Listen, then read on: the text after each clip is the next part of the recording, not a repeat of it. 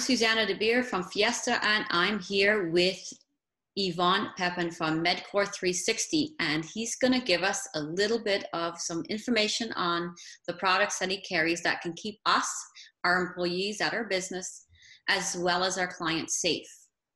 So we're going to talk about the different products that he does carry one by one, but we're also going to talk about how this can help our businesses moving forward. This pandemic isn't over, and it doesn't appear to be letting up anytime soon. So Yvon, let's start off with the cost of having employees doing the temperature test compared to having this unit in place. What's your take on that? Well, my take on that is that one is the human factor. You need to have someone there all the time.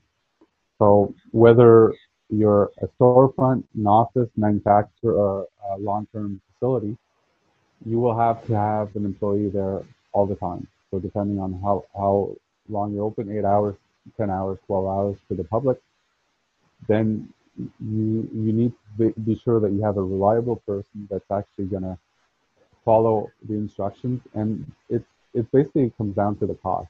The cost of what's the cost to an employee to have a greeter there to test people's temperature. A lot of places are starting more and more to test the temperature because they realize that there's a cost associated with not having with having a case of COVID there, so they want to take all the precautions.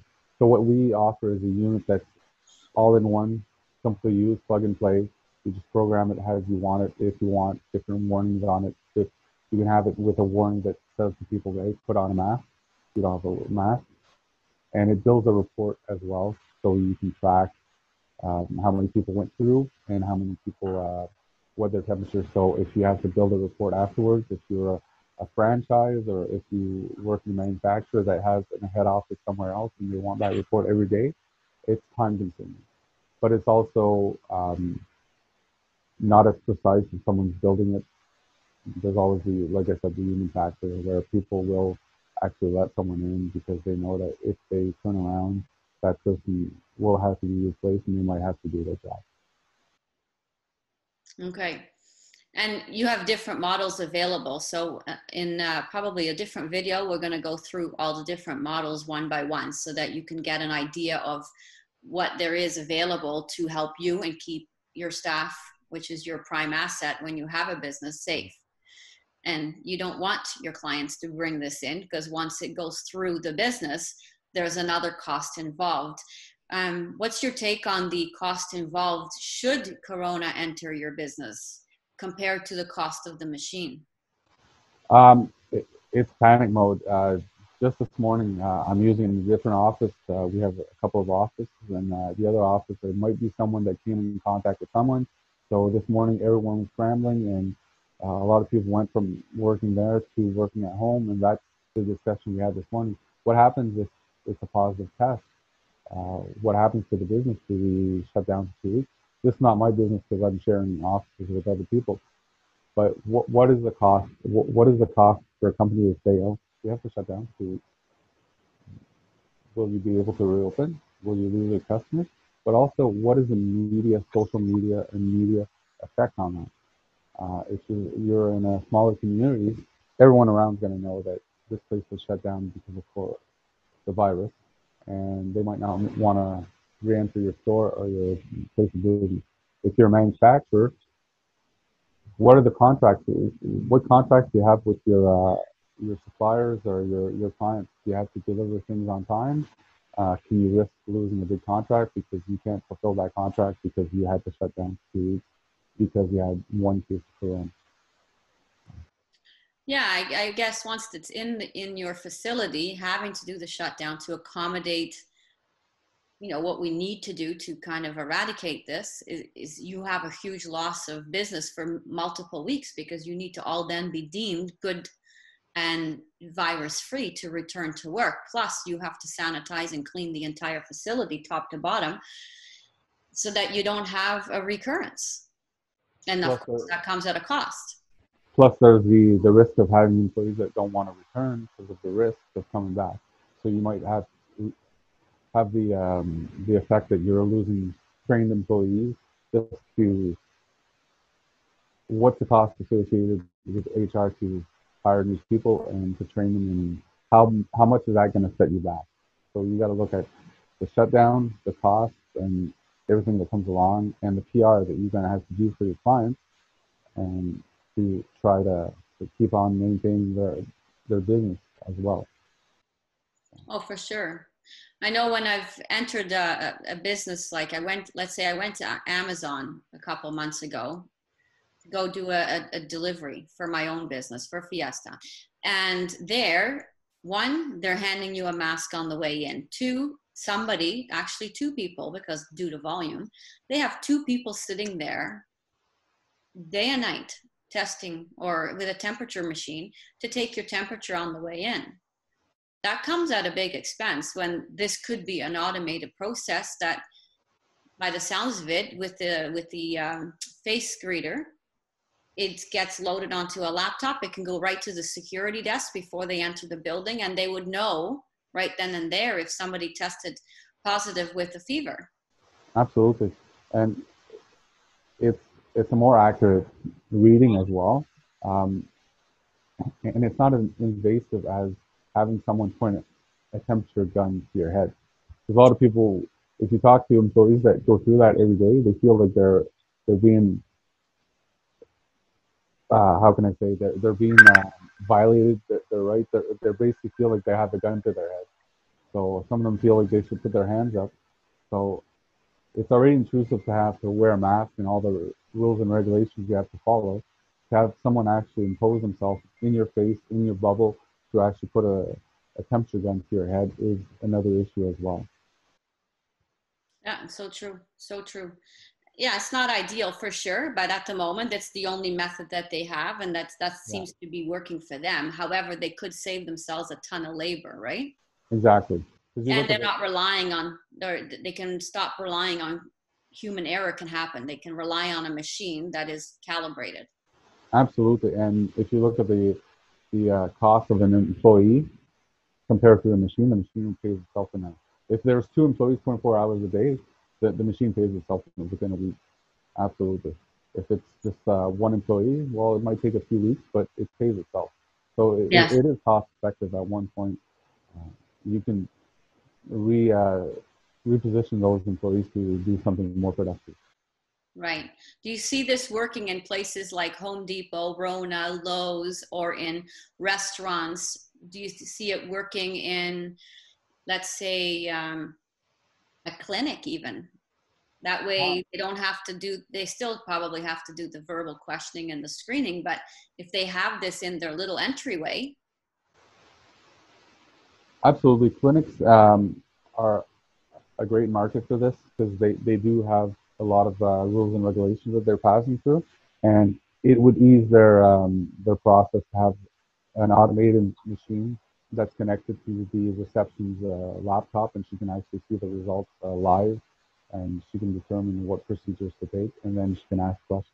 Because the common thing is to get human disconnections, right? You think about it. Think of your receptionist has to walk up to someone within a few feet of them to take their temperature. Yes. That's before they know that if they're doing temperature or not. So they're Right. putting themselves at risk to take a temperature when they shouldn't have to. There are devices that we provide that do that for them. So you're actually eliminating that risk for your employee, and Mm-hmm. then you can proceed with all the other questions and see what's going on. Because just asking someone if they've been in contact, if they're doing temperature, most people don't know. They don't know if they've been in contact with someone that it's hard to know, and most people don't know if they're doing the temperature. If they do not have those symptoms, they don't know. They don't know. So No, and if they don't feel it themselves, then they're going to say, no, I don't have a temperature, like you said, because to them, they're not lying mm, because they don't have symptoms. yeah, and right now, what's happening right now, it's a lack of seriousness. I think people, you'll walk into a store, you'll walk into a restaurant, and some of them don't even have dispensers anymore, or some of them do have the dispensers, but they're empty. A lot of Mm. people are walking in without a mask. They're putting it on, but crookedly, their noses. So people are slacking a little bit, Yes. and that's the human factor. But if you have a device that's right there, right at the entrance. And when they pass through it, it takes their temperature. That's one step done. And as I mentioned, it's programmable that if they're not, even if they're not making a temperature, it will flash red and it will actually tell them put on a mask. Right. So you're that conflict that employees have to sometimes yell at customers. They don't have to do that. People won't argue with the machine. They will just look at it and say, okay, it's a reminder, so they'll put it on, and it works because we test it out, and people are fascinated. They'll walk in because people are they always have that curious knowledge, right? Mm-hmm. And they want to try new things. You've got some people that are resisting, but Mm-hmm. most people will walk up to the machine voluntarily, and they're curious. They want to know what their temperature is, so they take it. And if it tells them to put on a mask, it's like, oh, it's a friendly warning. It's friendly. Right. That's not some employee. Like I don't know about your experience, but the first time I walked into a grocery store, there was this 15 or 16-year-old kid that's warning people, and he's like, he's playing cop, right? And he's warning people, well, you can't touch this, you can't touch that. Put this on your hands, put your mask on. If you touch it, you buy it. It's like, okay, like there's that because Yeah. they were programmed that way, and there's still some stores that are like that. Instead of saying, we suggest you don't touch that. If you do, please buy it. Things like that. Mm-hmm. So by eliminating that, and that's where I'm coming into another product that we have is a dispenser that's with a large volume of dispenser, so you don't have to fill it every hour or every day, depending on the store or the business you're running. And it Mm-hmm. has a screen. It's got a 15-inch screen, which becomes your greeter, so you can add your posters or all your warnings or all the bylaws or the rules and regulations of your business on the screen, so people can actually see it clearly as they come in. And it comes with a temperature gauge as well, so they Okay. can take the temperature as well. So. Yeah. No, and I would think too, once a business has this installed, they could definitely be promoting that. Look, we've taken all the steps we can. Our business is safe. Feel free to come back. You're safe here. We're taking the measures. We take the temperature of everybody coming in, staff and clients. Nobody is exempt. It's automated. And we're not relying on, we've taken the human error component out.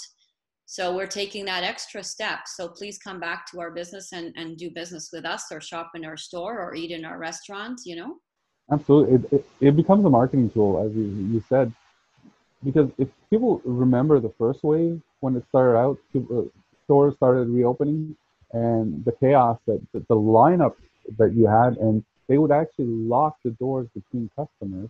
Mm-hmm. And just imagine using this as to promote your business and having a poster saying, hey, we do test people's temperature, and we can provide those posters that they can promote it compared to another business, and people will actually, once they start using these machines, will actually look at businesses that have these units because they'll feel safer. Correct. And it's because people are doing that right now. There's some stores where I won't go because I don't feel secure there.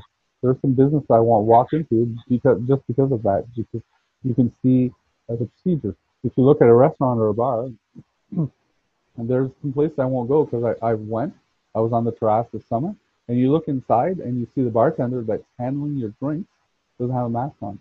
Yeah. And you're going, that's the one person that should always have their mask on.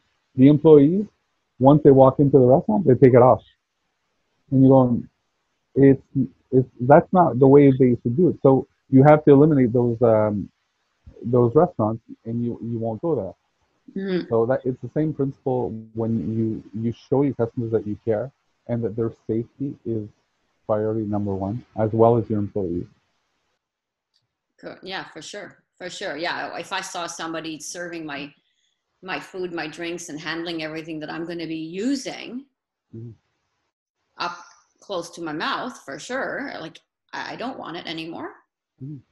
And that's the risk that they're taking, because right now they're talking about shutting down restaurants. They're talking about maybe shutting down schools. Yeah. There's so many businesses that the domino effect will be so severe that people don't realize it. So they have to step up now. They have to take the precautions now to be able to stay open, to show that they're Right. secured and so they can stay open. Because a lot of businesses are realizing that if they're shutting down for a second time, a lot of them won't reopen.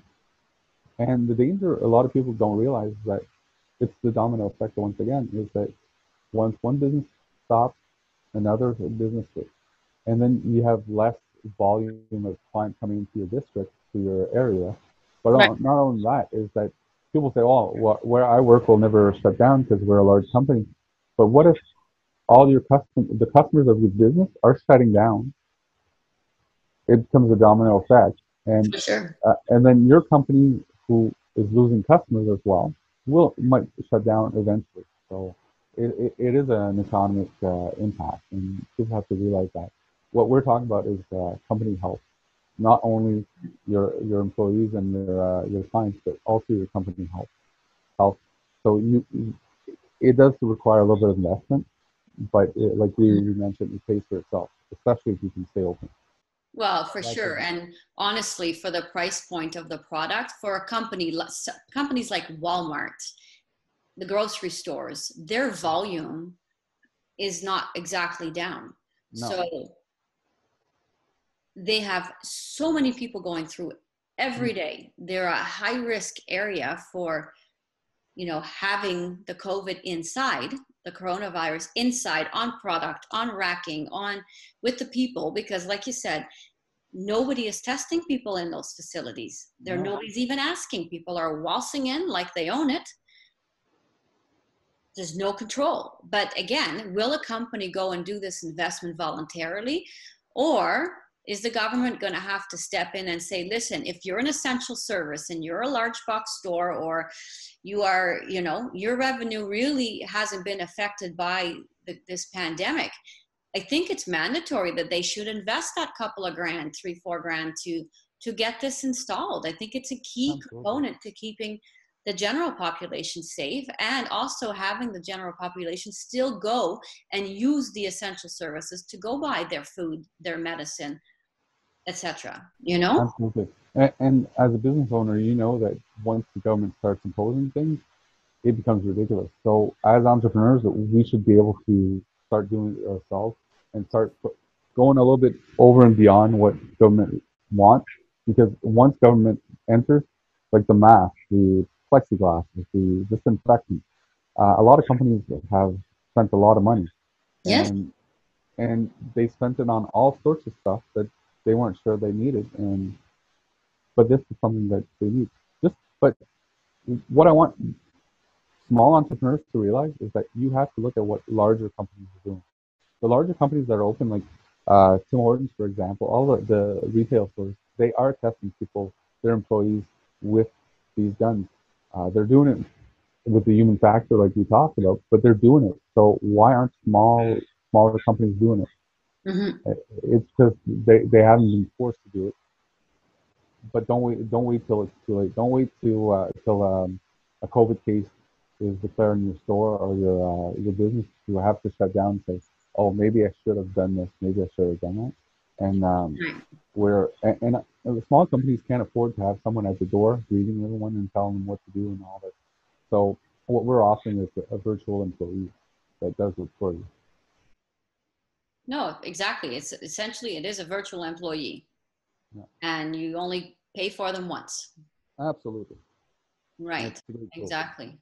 Exactly. Oh, this is great. Well, Yvonne, I really appreciate you taking the time to spend with me some time today to go over all this. And we will be putting out a couple more videos soon, right? With all the equipment Absolutely. being demoed and shown, so that you can talk about and share with us what each of them does and how each of them works, Yeah. so that we can bring that to all of our viewers. Absolutely. And they can, if they're interested, they can just go on medcore. Med, they can just go on medcore360.com and Right. look at what we have. And just if you're curious, or if you have more questions, just contact us and we'll assist you.